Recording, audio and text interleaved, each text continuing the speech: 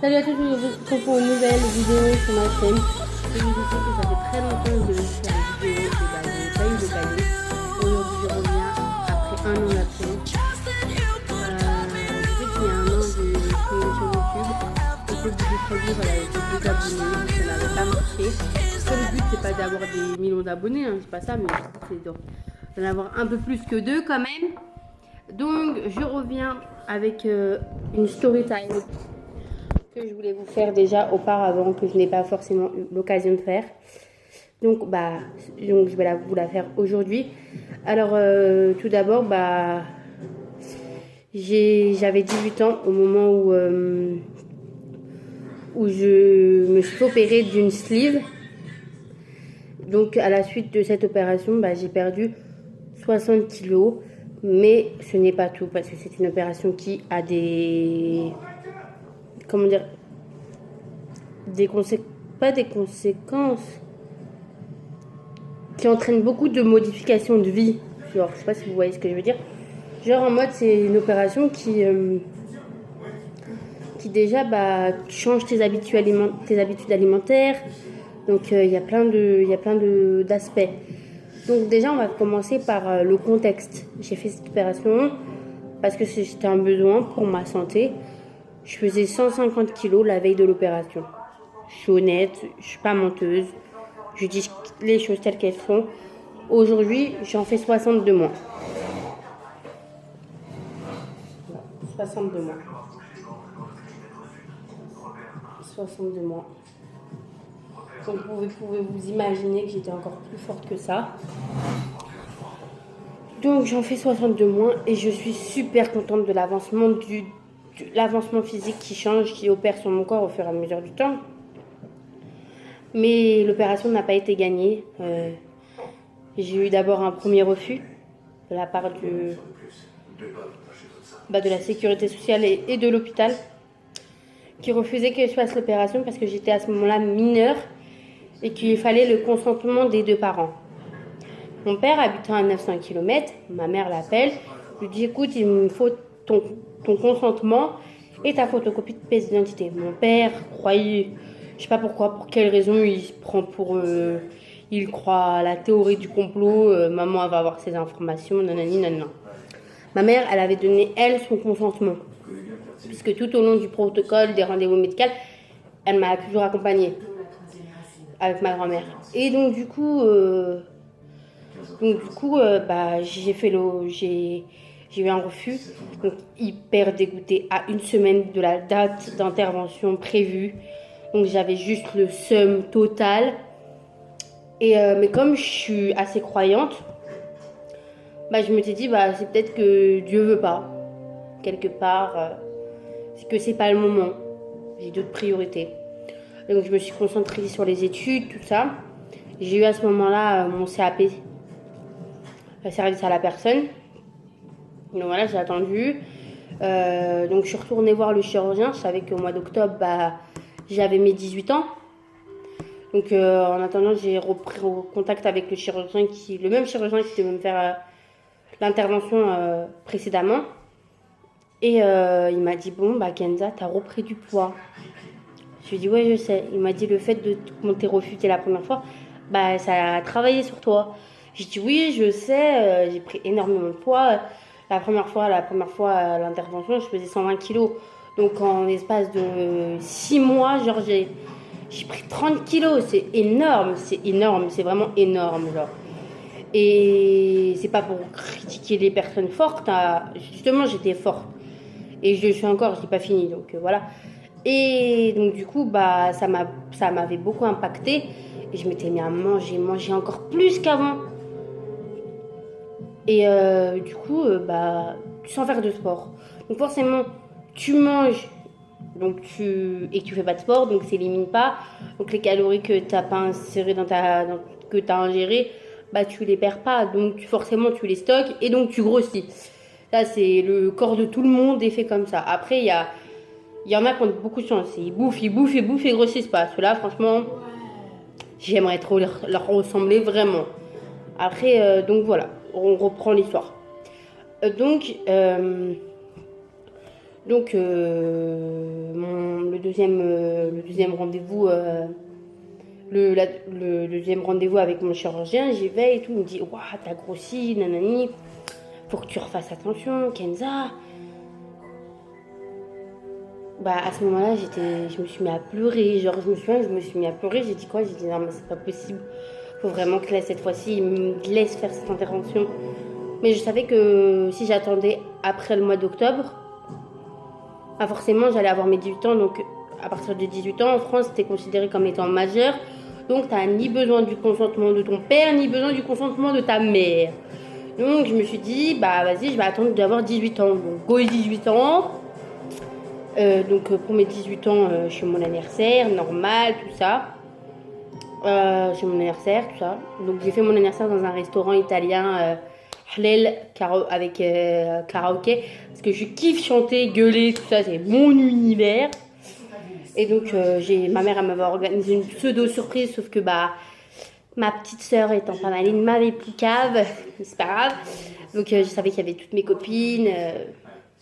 Et ouais, cette vidéo, bah merci d'avoir été là, vous êtes génial. Et donc du coup bah j'ai eu 18 ans. J'ai fait mon opération le 24 novembre. La veille de mon opération, j'étais hyper stressée. Donc quand les médecins ils sont venus dans ma chambre pour me voir, ils m'ont donné un anti-stress parce que j'étais super angoissée. Parce que faut savoir que c'est une opération qui dure quand même entre 2 heures et 4 heures sur la table, où tu dors, où ils te mettent comment ça s'appelle ça, une anesthésie générale. Donc c'est-à-dire que voilà, vu que c'est une assez longue opération, ils te mettent l'anesthésie générale en conséquence, sachant que t'as fort gabarit et que auparavant j'avais quand même des problèmes de santé liés à mon fort gabarit. C'est-à-dire que je suis asthmatique, que je fais des arrêts respiratoires. Donc, on avait peur de ça, justement, que je fasse des arrêts respiratoires. Parce que même pour une petite opération qui s'était déroulée 2 ans en arrière, donc 2 ans avant tout ça, je me suis fait opérer des 4 dents de sagesse. Et sur la table, j'ai fait un arrêt respiratoire. Donc, les médecins, ils ont dû me réanimer. Ils ont cru qu'ils allaient me perdre. Pour juste 4 dents de sagesse, t'as failli crever. Hein. Mais bon, après, bref, donc les médecins m'ont réanimé, je suis encore là aujourd'hui, devant vous, donc c'est que ça va. Et c'était lié au poids, bien évidemment, et je n'en cache pas que le poids, le problème du poids, c'est que même si toi, t'es bien physiquement, ça peut t'entraîner des problèmes de santé, en fait. Donc, il faut faire super attention à ça. Donc, en gros, je me fais opérer et tout. Et donc, le lendemain matin, à 6h, donc les infirmières de la nuit, avant de avant de faire le roulement et d'aller discuter, elle vient me voir, elle me fait Mademoiselle Kenza, vous pouvez faire votre douche à la bétadine. Parce qu'avant de rentrer au bloc, on fait une douche à la bétadine. Donc je fais ma douche avec le produit, la bétadine et tout, mes cheveux et tout. Bref, partout et tout. J'étais hyper stressée, ils me mettent une Charlotte et tout. J'étais en chemise d'intervention, tout ça, j'avais tellement peur. Et je me souviens, le matin même, je fais un live sur Facebook, je dis bon, dans 1 heure, je passe au bloc et tout. J'étais tellement stressée, je devais passer la dernière normalement. Et ils m'ont tellement stressée qu'ils m'ont fait passer la première. Je passais devant tout le monde. Et bon, les médecins, ils étaient super cool, ils m'ont parlé. Après, ils m'ont mis le Calinox, c'est un gaz hilarant, genre ça fait rire et tout.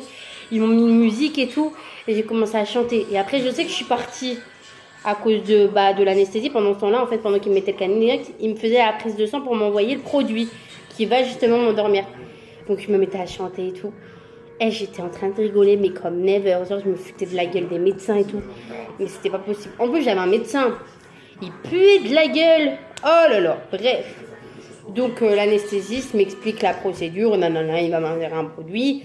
Et le produit, le mettre en fonction de mon poids. Donc, comme je fais 150 kilos à ce moment-là, il a dû bombarder au niveau de l'anesthésie, quoi. Ah ouais. Parce que, franchement, je me suis réveillée. Je me suis fait opérer à 8h. Je me suis réveillée à 15h. À 15h, je me réveille. Je suis en salle de réveil. De la salle de réveil, quand je me réveille, j'ai pas le droit de manger.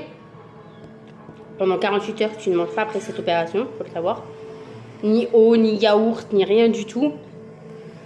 Donc, il me remonte dans ma chambre. Et pendant qu'il me remonte dans ma chambre, je me suis endormie et je me suis réveillée.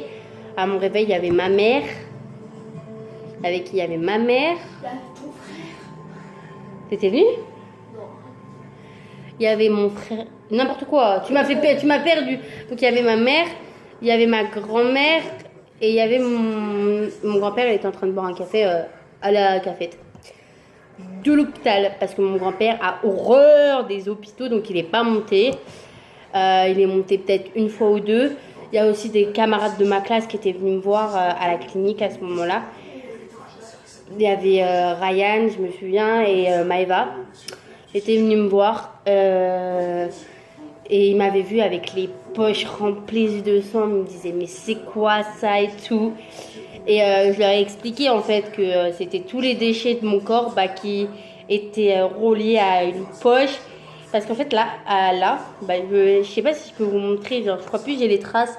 Mais là, j'avais une sonde. C'était une espèce de poche où tous les déchets, le sang, la bile, tout ça, c'était mélangé, c'était dégueulasse. C'était dans cette poche-là. Comme je pouvais pas me lever, j'avais une poche pour faire pipi au début, pendant les 2 premiers jours. Après, il y avait une infirmière qui me ramenait un pot et qui me levait et tout. Ah, c'était horrible, juste horrible. C'est catastrophique. Bref, déjà, j'aime faire les choses par moi-même, mais là, je me suis sentie inutile, genre vraiment. Et donc, du coup, après les 48 heures, on descend en radio et on te fait boire un liquide juste hyper dégueulasse. Hein. Ah, il est amer, immonde. Et il faut pas que tu le revomisses. Et c'est pour voir si l'opération, tout est un bien à l'intérieur. Donc voilà, pour justement t'autoriser si tu manges ou pas encore. Donc moi, il m'autorise à manger. Sauf que moi, j'avais pas du tout envie de manger. J'avais carrément, même quand il m'apportait... c'était quoi qu'il m'apportait? Je crois que c'était de l'eau avec du bouillon. Ça me dégoûtait. Pendant une semaine, tu restes 10 jours à l'hôpital, donc le temps passe pas. Après, moi j'avais la chance, c'est que ma mère, vu qu'elle commençait le matin à 7h, pendant cette période, elle est venue me voir l'après-midi, puis après le soir elle rentrait auprès de mes frères et sœurs. Donc voilà, donc j'ai eu de la visite. C'est pas comme si j'étais toute seule enfermée dans ma chambre H24. Puis après j'allais au début je bougeais pas, et puis vers les 2-3 jours avant de ma sortie, je commençais à sortir de mon lit. J'allais dans les chambres des filles avec qui avaient fait la même intervention, et elles étaient là à me forcer à manger. Mange ton yaourt, mange ta compote. Et je ne voulais pas manger, c'était mort. C'est genre over, c'était pas possible. Après, tu rentres chez toi, t'as la semaine de bouillon. Donc la semaine de bouillon, c'est en mode... c'est du bouillon avec juste des cubes et tout. Faut pas qu'il y ait pâte, rien, donc ça, compote et yaourt. T'as l'autorisation de tout ça. Moi, j'étais en mode pas bien parce que je mangeais rien.